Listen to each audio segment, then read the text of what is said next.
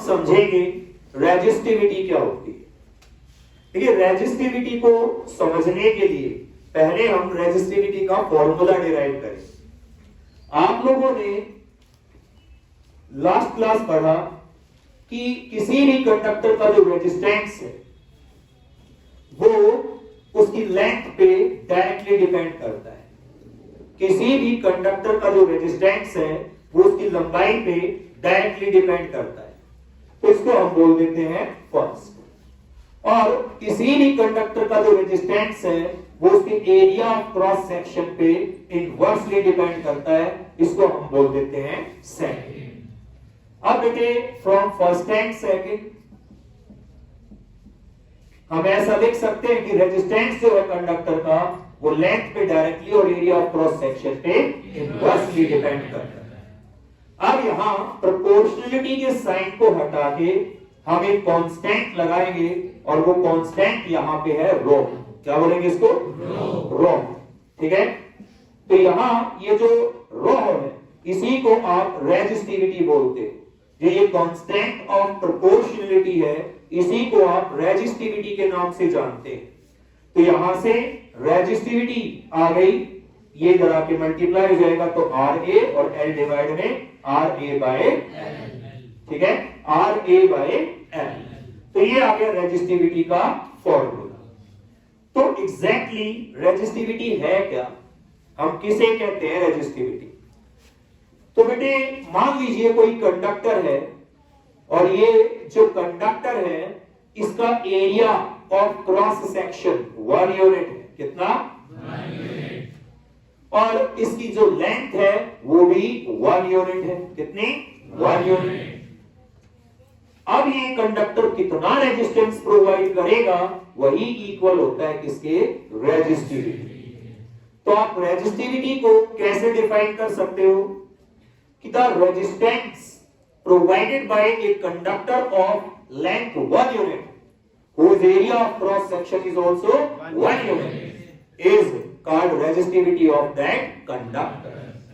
कि एक ऐसा कंडक्टर जिसकी लंबाई 1 यूनिट हो और उसका एरिया ऑफ क्रॉस सेक्शन भी 1 यूनिट हो, तब वो कंडक्टर कितना रेजिस्टेंस प्रोवाइड करेगा वही इक्वल होता है रेजिस्टिविटी के, उस कंडक्टर की रेजिस्टिविटी।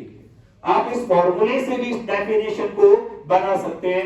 आपको पता है रेजिस्टिविटी होती है RA बाय L।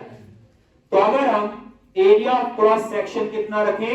1 यूनिट और लेंथ भी कितनी रखें? 1 यूनिट, तब उस समय रेजिस्टिविटी किसके बराबर आएगी? रेजिस्टेंस। इसका मतलब रेजिस्टिविटी होता है स्पेसिफिक रेजिस्टेंस। क्या होता है? Specific resistance. So what is resistivity? The resistance provided by a conductor of length 1 unit whose area of cross section is also 1 unit is called resistivity of that conductor।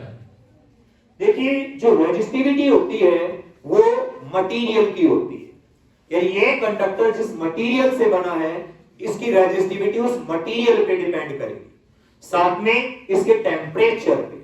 यानी हम किसी भी conductor की जो resistivity है वो temperature को change करके चेंज कर सकते हैं, या फिर उस मटेरियल को ही चेंज करके हम रेजिस्टिविटी को चेंज कर सकते हैं। किसी कोई जो रेजिस्टिविटी है वो कंडक्टर के मटेरियल पे डिपेंड करती है और उसके टेम्परेचर पे डिपेंड करती है। हम टेम्परेचर को या मटेरियल को चेंज करके रेजिस्टिविटी को चेंज कर सकते हैं, पर एरिया ऑफ क्रॉस सेक्शन और लेंथ को चेंज करके आप रेजिस्टिविटी को चेंज नहीं कर सकते। एक कंडक्टर की जो रेजिस्टिविटी होती है वो उसके एरिया ऑफ क्रॉस सेक्शन या लेंथ पे डिपेंड नहीं करती। लेंथ को चेंज करने पर या एरिया ऑफ क्रॉस सेक्शन को चेंज करने पर रेजिस्टिविटी पे कोई फर्क नहीं पड़ता। रेजिस्टिविटी सिर्फ तभी चेंज होगी या तो आप टेम्परेचर चेंज करो या मटेरियल को चेंज करो, तो ही आप रेजिस्टिविटी को चेंज कर सकते हो।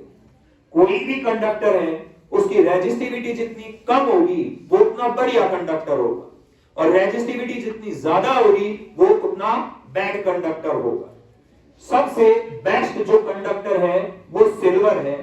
सिल्वर की जो रेजिस्टिविटी होती है वो 1.6 into 10 raised to the power -1 ohm metre होती है।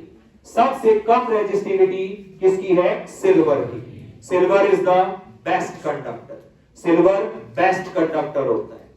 अब रेजिस्टिविटी की ये जो SI यूनिट है वो कैसे बनाई गई? देखिए, हमें पता है रेजिस्टिविटी होती है RA/L। तो रेजिस्टिविटी की SI यूनिट, उसके लिए रेजिस्टेंस की SI यूनिट ओम, एरिया की मीटर स्क्वायर और लेंथ की मीटर। तो मीटर से स्क्वायर गया, क्या बना? ओम मीटर।